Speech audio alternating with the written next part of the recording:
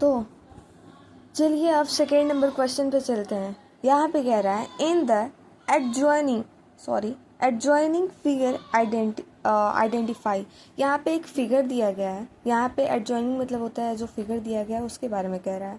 यहाँ पे जो फिगर दिया गया है यहाँ से कह रहा है कि आपको क्या करना है कि यहाँ पे कुछ क्वेश्चन है, इस क्वेश्चन को क्या करना है, आइडेंटिफाई करना है, मतलब कि सॉल्व करना है। बताइए कि इसमें कॉरस्पॉन्डिंग क्या होगा, अल्टरनेट इंटीरियर एंगल्स क्या होगा, ये सभी हम लोगों को बताना है।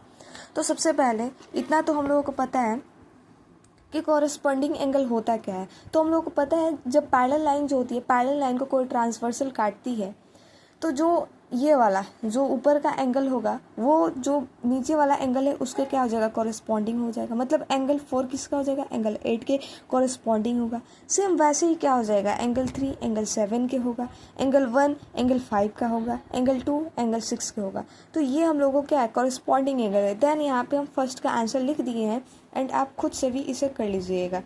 एंड यहाँ पे देखिए सेकेंड नंबर क्या कह रहा है, the pairs of alternate interior angle. अभी अल्टरनेट इंटीरियर एंगल होता क्या है, देखिए हम बता रहे हैं जो अल्टरनेट इंटीरियर एंगल होता है मतलब यहाँ पे कह सकते हैं अंदर में जो होता है ना, इंटीरियर मतलब होता है अंदर। तो अंदर में हम लोगों को अल्टरनेट इंटीरियर एंगल के बारे में पता करना है। तो ये जो जिगजैग फॉर्मेशन बनता है, मतलब ये वाला जो बनता है, ये जो जिगजैग फॉर्मेशन बनता है ना, मतलब ये वाला जो एंगल हो जाएगा एंगल 5 के क्या हो जाएगा, इक्वल्स हो जाएगा।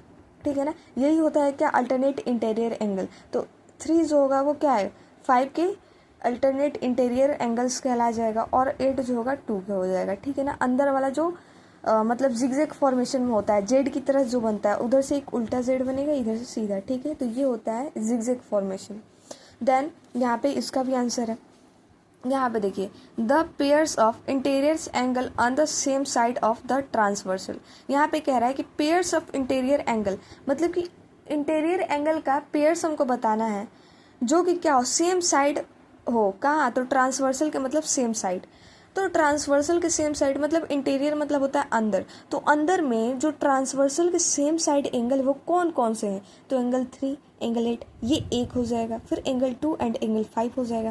देन इसका भी आंसर यहाँ पे।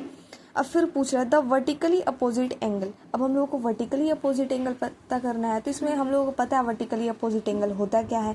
तो वर्टिकली अपोजिट एंगल जो होता है ना, जब क्या होता है कि किसी लाइन को जब कोई ट्रांसवर्सल कट करती है ना, ये मतलब पैरेलल लाइन हो जाए चाहे कोई भी, तो जो एंगल्स आपस में मतलब जो आमने सामने जो एंगल्स होते हैं वही क्या कहलाते हैं, एक दूसरे के वर्टिकली अपोजिट एंगल।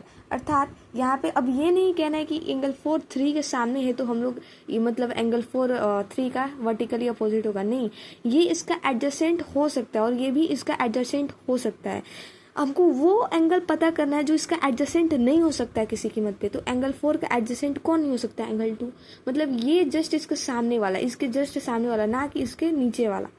ठीक है, इसके जस्ट सामने वाला। फिर वैसे ही फिर एंगल 1 का एंगल 3 हो जाएगा।